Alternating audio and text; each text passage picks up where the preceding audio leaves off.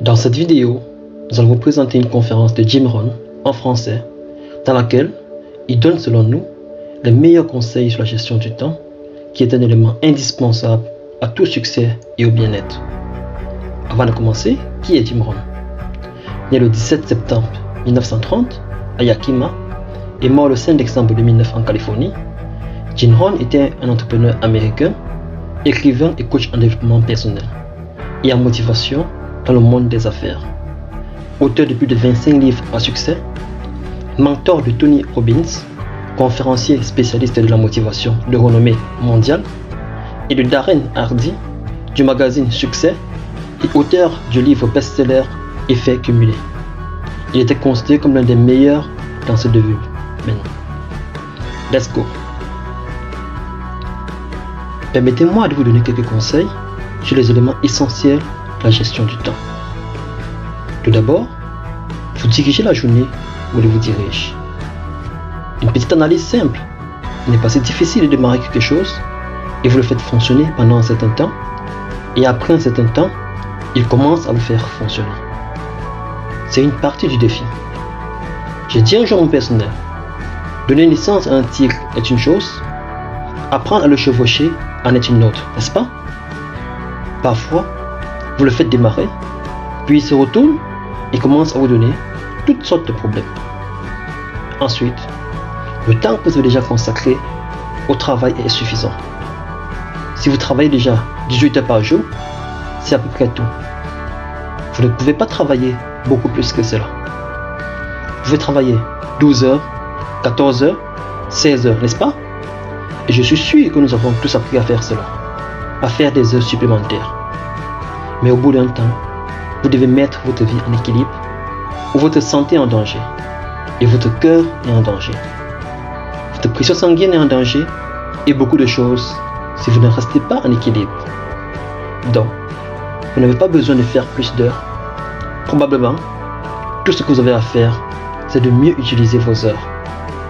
Un cliché que nous avons tous entendu, ce n'est pas le nombre d'heures que vous faites, c'est ce que vous faites des heures qui comptent. Avant de continuer, assurez-vous de vous abonner à la chaîne pour ne pas rater nos prochaines vidéos et n'oubliez pas de récupérer votre guide au fait des 10 meilleurs conseils pour une santé au top en cliquant sur le premier lien dans la description sous cette vidéo. Maintenant, vous avez également besoin d'un ensemble d'objectifs écrits, d'une gestion du temps essentielle, de priorités, d'un bon plan pour les 10 prochaines années surtout, de certaines choses que vous voulez accomplir. Laissons nos rêves nous tirer à travers nos objectifs, nous soutenir, nous lever tôt, nous garder tard, nous pousser à faire les disciplines, lire les livres, prendre les cours, étudier, tout ce qui est nécessaire et une révision constante de vos objectifs, car c'est ainsi que vous déterminez comment vous utilisez votre temps, quelles que soient les priorités que vous recherchez. Ensuite, vous avez besoin d'un plan pour atteindre vos objectifs. Et des plans de match sur 6 mois, sur 1 an. Lorsque vous faites des affaires à l'échelle internationale, avec plusieurs sociétés, nous venons de créer notre première société australienne. Vous devez avoir des plans de match pour organiser tout cela. Sinon, tout ne sera pas fait. Les choses seront oubliées. Les impôts ne seront pas payés. Les délais ne seront pas réglés. Il faut apprendre à penser sur papier. Et s'il y a une chose majeure à faire, passer dans la gestion du temps, c'est bien celle-là. Une autre clé est d'apprendre à séparer les majeurs des mineurs. C'est une priorité. Il faut s'assurer de ne pas trop passer de temps à des choses mineures. C'est pourquoi vous devez réfléchir sur papier. Mettre votre plan de match sur papier pour vous assurer que vous ne passez pas beaucoup de temps sur des choses mineures. Une petite phrase que j'ai dite, ne confondez pas mouvement et réussite. Ce n'est pas si difficile de s'occuper. Ce que vous devez faire, c'est vérifier ce qui vous occupe. Car il est facile de sortir les poubelles, de réparer la porte des moustiquaires, de laver la voiture, d'amener les enfants à l'école. Je veux dire, c'est facile de rester occupé, n'est-ce pas? La clé est sur quoi? Donc, séparer les majeurs des mineurs. Le prochain élément essentiel de la gestion du temps est la concentration. La préoccupation est fatale. Aussi bien sur l'autoroute que dans les affaires, vous devez garder votre esprit concentré. J'ai une petite règle qui dit ceci. Ne commencez pas votre journée avant d'arriver au bureau. J'avais l'habitude de commencer ma journée de travail sous la douche ou à la table du petit déjeuner et ça a tout gâché. Je suis assis à la table du déjeuner, devinez où est mon esprit? Au bureau. J'ai même confondu aller à la plage et essayer de faire un peu d'éditage. Mais bien sûr, quand je suis au bureau, je pense à la plage. Et quand je suis à la plage, je me dis, je devais être au bureau maintenant. Vous voyez que c'est mélangé. Nous avons cité cette petite station de Reader's Digest lors du séminaire du soir. Où que tu sois, sois là. Si vous êtes à table du petit déjeuner, soyez-y. Quand vous avez une conversation avec quelqu'un, soyez-y. Quand vous êtes sur le chemin du travail, soyez là. Profitez du trajet. Regardez autour de vous ce qui se passe. Étudiez la nature humaine. Ce qui se passe, vous savez, soyez là. Puis quand vous arrivez au bureau, soyez-y, présent. Le prochain élément essentiel de la gestion du temps est d'apprendre à dire non. Il est facile de surcharger votre agenda, de vous mettre dans toutes sortes de problèmes de gestion du temps. Simplement parce que vous n'avez pas eu la force de dire non quand vous auriez dû le faire. Il est beaucoup plus difficile de dire oui, puis d'essayer de s'en sortir plus tard, de rappeler, de prendre les dispositions, de passer tout par cet embarras. Il vaut mieux dire non que de dire oui et devoir se retracter. Ron Reynolds a une bonne phrase qui dit « Ne laissez pas votre bouche surcharger votre dos ». C'est bien. Le prochain point essentiel de la gestion du temps est le suivant. Quand tu travailles, travaille. Quand tu joues, joue. Celle-là, je l'ai apprise à la dure. Tu vois, si tu dois travailler une journée, fais-le toute la journée. Et si tu dois prendre du temps libre, prends tout ton temps libre, prends toute la journée. Si vous devez travailler une journée, travaillez une bonne et longue journée. Et si vous devez jouer, jouez toute la journée. Soit tu travailles toute la journée, soit tu joues toute la journée. Parce que vous devinez quoi? Si vous vous arrêtez à 3 heures pour aller jouer, devinez à quoi votre esprit pense toute la matinée. À vous arrêter à 3 heures, je veux dire, vous savez, c'est une de ces choses. Il est difficile de se concentrer sur quelque chose et de le rendre productif si vous faites des plans pour faire autre chose. Maintenant, cela dépend en partie de ce que vous faites et de votre horaire de travail, de votre emploi de temps et de votre entreprise, n'est-ce pas? Je comprends cela. Tout ce dont nous allons faire pendant ces 2 jours doit être modifié, contrôlé et adapté à votre situation particulière. Je comprends cela. J'ai un ami constructeur à San José. Il s'appelle Peter Paulson. Peter l'a bien compris. Peter travaille une semaine et prend une semaine de congé. Donc il a tout arrangé. C'est un constructeur maintenant. C'est un peu intelligent. Il travaille 5 jours et prend 9 jours de congé. C'est un peu, il dit, je travaille une semaine, je prends une semaine de congé.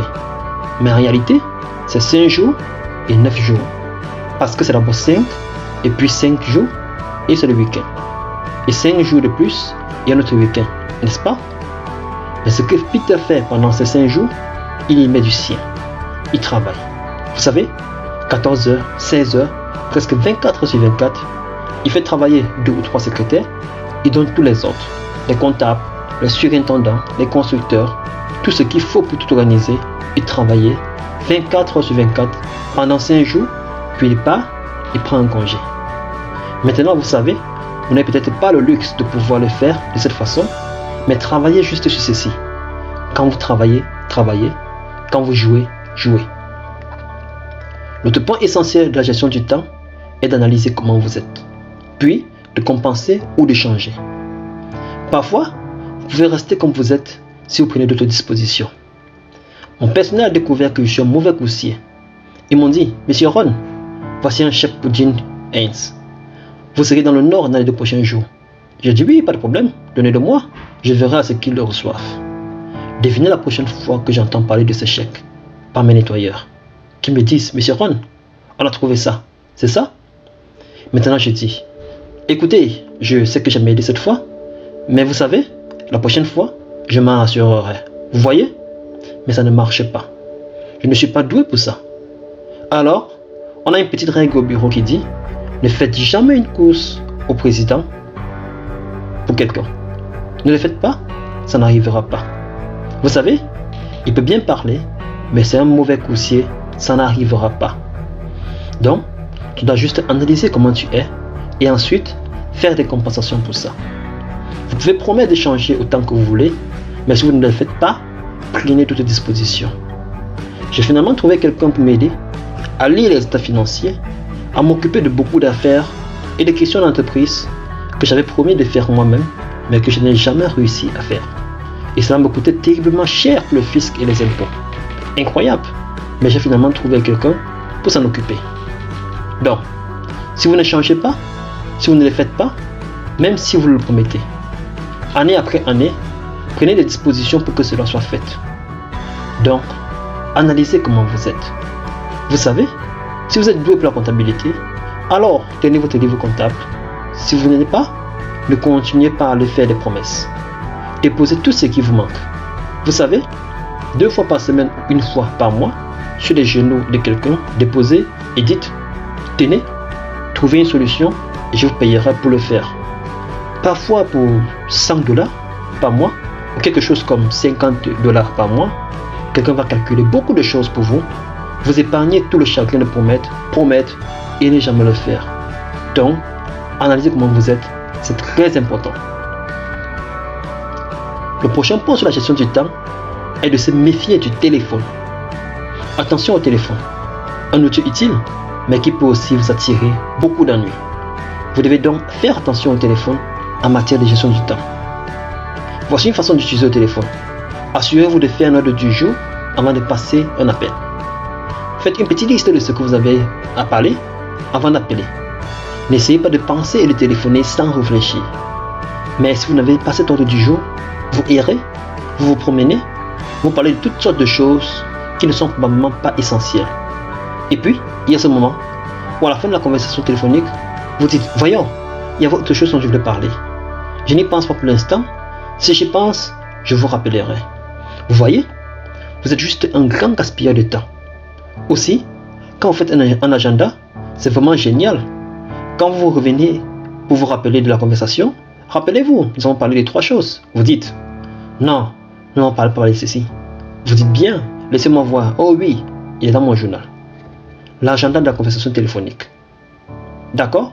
Donc, utilisez le téléphone maintenant. Vous devez être conscient aussi que le téléphone à la maison a un impact.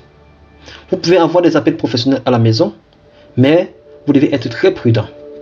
Le téléphone peut avoir une influence incroyablement perturbatrice sur votre vie familiale, sociale et personnelle. Apprenez donc à réguler cela. Il y a des téléphones maintenant, vous pouvez simplement les éteindre, de sorte que lorsque quelqu'un appelle, on dirait que vous n'êtes pas là. Vous savez, le téléphone sonne, mais vous ne l'entendez pas. L'essentiel suivant en matière de gestion du temps est d'avoir un certain temps pour résoudre les problèmes. On a trouvé ça utile, surtout dans le monde des affaires. On dit les problèmes après 15 heures. Il suffit de les mettre de côté. Maintenant, vous ne les ignorez pas, mais vous les mettez de côté. Dans un certain laps de temps, tous les appels à problème, vous les rappelez après 15 heures et vous les passez en revue. Maintenant, en les mettant de côté jusqu'à 3 heures, il y a un problème qui arrive à 9 heures. Vous savez quoi? En les mettant de côté, quelqu'un peut appeler par la suite et vous dit, pas besoin de rappeler à 15 heures parce qu'on a déjà trouvé une solution. Et vous voyez, si à l'instant T que vous appelez et que vous avez pris du temps, vous allez passer du temps et trouver du temps pour pouvoir régler ce problème qui aurait pu se résoudre juste en laissant les choses passer ou en les mettant de côté. Donc, il est important de régler les soucis après 15 heures. La prochaine étape sur la gestion du temps est de lire tous les livres. Trouvez des idées sur la gestion du temps dans les livres. Il y a les livres de Bliss, McCain, Lacaban, Brian Tracy, parce que c'est là qu'on trouve les réponses. Parce que chacun a des situations sur mesure qui nécessitent des réponses différentes. Alors, lisez-les tous. Tu sais, tout le monde a des trucs bizarres. Mais si tu es bizarre, fais des trucs bizarres, n'est-ce pas? Peu importe, lisez-les tous. Le dernier point est de poser des questions. Quand vous êtes prêt à parler à quelqu'un, posez des questions.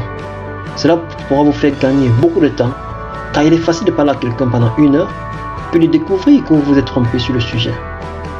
Ou peut-être que vous parlez à la mauvaise personne. Dites, qui êtes-vous? Oh oui, John, j'avais oublié. Vous parlez du problème ou de quelqu'un d'autre? Non, posez des questions.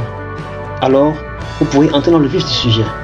Et puis, après avoir posé 2 ou 3 questions, posez-en 2 ou 3 autres. Parce que vous pouvez demander à quelqu'un ce qui ne va pas. Il dit ça va bien. Le gars répond, eh bien, je me semble pas pouvoir y arriver. Et alors, vous continuez. Voici ce que tu devais faire. Je dois t'y prendre comme ci, comme ça, comme ça. La plupart du temps, les gens au début ne révèlent pas le vrai problème.